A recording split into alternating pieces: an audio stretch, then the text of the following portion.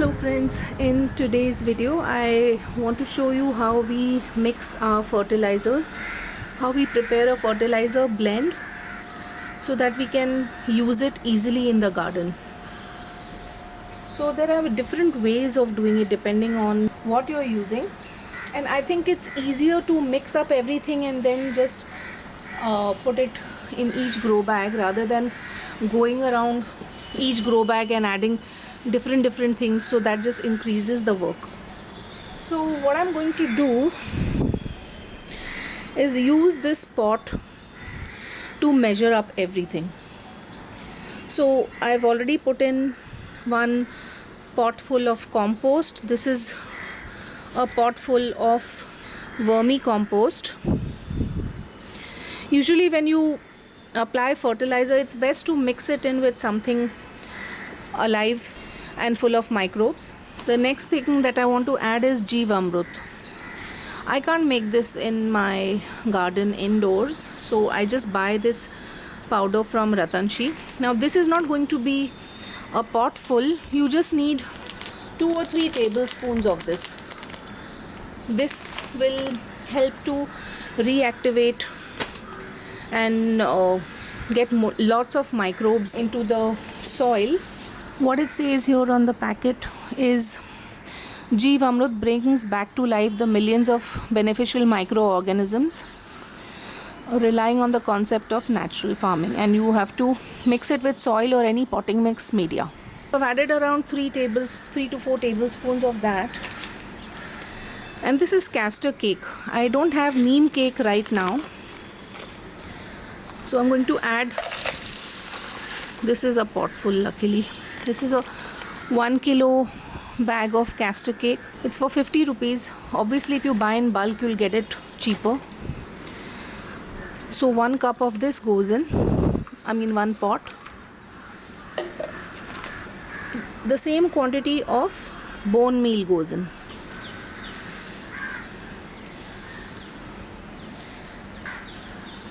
These are seaweed granules, slow release, so this gives micronutrients. So just 1 scoop of this is enough for this quantity. Now if one doesn't have compost or vermicompost ready, one can add cow manure also. And the last thing to go in to this will be wood ash. Now wood ash, for this entire tray I will add just 2 scoops of this. Adding extra wood ash makes the soil alkaline and the plants are not able to take up any nutrients then. So one should be very careful while adding wood ash. So 2 scoops of wood ash. You can see the proportion. Everything is measured by this cup. Only the wood ash and the seaweed granules went in a lower quantity, and this is to be mixed up very nicely. And then depending on the size of your plant, the size of the grow bag, and provided you have space in the grow bag to add, per tomato plant I would add a cup full of this, and this would be done every 10 days. So I call it my 10, 20, 30 method of fertilizing, so that there is no confusion. On 10th, 20th and 30th this fertilizer is to be added to the grow bag. Now last 2 seasons I used 24 by 24 inch grow bags and it was no problem at all adding this quantity. Now this time I've used 12 by 18 inch grow bags. They are smaller, so I have to see how much space is available and add accordingly. And if they're smaller pots, the problem with smaller pots is they need more maintenance, they need more watering, need more fertilizing. It's just basically more work. So the bigger the pot, the easier it is to maintain the garden. So now going back to the pot size, for example this is an 8 by 6 inch pot, and I would probably put 2 scoops of this inside this. And you can see my chili plants over there. the pots are full to the brim, so there is no way that I can add any of this solid fertilizer. So for these smaller pots, if one is using smaller pots, I think the best way to fertilize them and get the best out of these pots is to use liquid fertilizers. And if they can be applied as a foliar spray, nothing like it. Once in a while you can do a soil application also to keep the soil alive. And see, once a month you do the soil application of the liquid fertilizer, and the rest of the times it's foliar spray. With foliar spray, you're cutting the costs, especially if you're using liquid seaweed.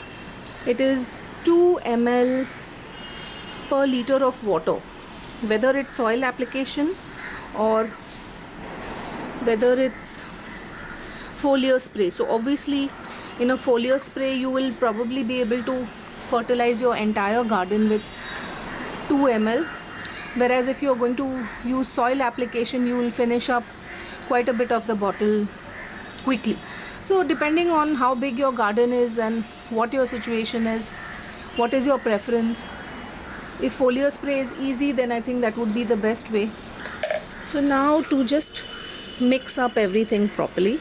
Now this fertilizer blend would have an NPK value of roughly 5, 10 and 10, and this is exactly what we want for the vegetable garden.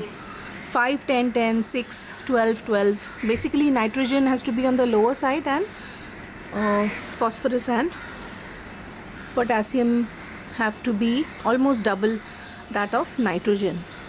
This is when your vegetable plants have started flowering. Initially you will add just castor cake, neem cake, compost, vermicompost, panchgavya. If you're using liquid, fish emulsion, fertilizer, these are the things that you would add in the initial green phase of the plants. And later on, when your plants are flowering and fruiting, you would add this 3 times a month. That's why 10, 20 and 30, so that you don't forget and there is no confusion. If you have smaller pots, you may need to fertilize once a week, which is really a big problem if you're doing everything yourself and you don't have help. The second thing is, I showed this pot just as an example. Now if you have a big garden, instead of this pot you can use a much bigger pot, you can use a small bucket, and this was just to show you the proportion of it. So, and then what I do is, for the tomato plants or for the smaller plants, I just use a shovel. I have to put the fertilizers there down in the grow bag, so I have to remove these trays from top so that I can just pour the fertilizer from top. In the grow bags that are at the base of the grill, I can't really reach and try to mix in the fertilizer. So what I do is I use this really long screwdriver and I just mix up the fertilizer that I've added.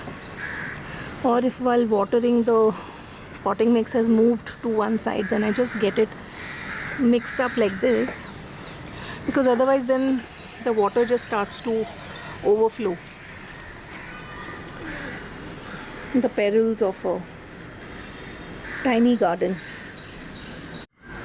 So here is my Barry's Crazy Cherry tomato and the first grow bag in the kitchen. So what I do is just pull out these containers that I've kept here and then just pour this from top, mix this up into the top layer of the potting mix and see if I can create more space. Next grow bag, this is the yellow pear, pink bumblebee. You can see lots of worms in this pot. They were protected by this bigger pot which I just moved, so now they are moving away. It's not easy to do any work in this garden.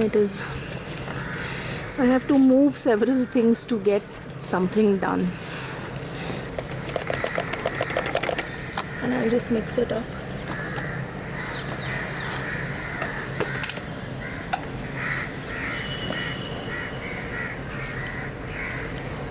And once I've added the fertilizer to all the plants that I need to fertilize, I'll just go ahead and water this in. And that's how I do this, and that is why a liquid fertilizer really works very well for me. I just mix it up in the watering can and water the plants and I'm done. But once in a while I want to do this as well, so that I know that I'm adding some life and some good solid fertilizer to the plants. Now these smaller pots, I would add just 1 scoop.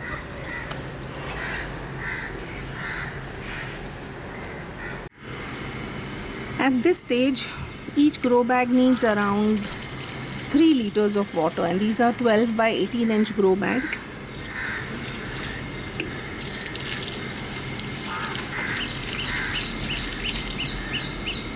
Give it some time to settle down and then add again, otherwise it will just start overflowing because the bag is full to the brim at the moment.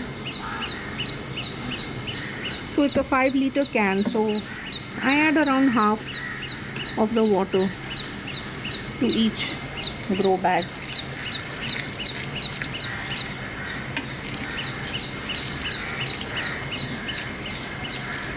I hope all of you found this video informative and useful, and I'll probably do a separate video on the liquid fertilizer, how I mix it, how I use it. In the meanwhile, happy gardening everyone.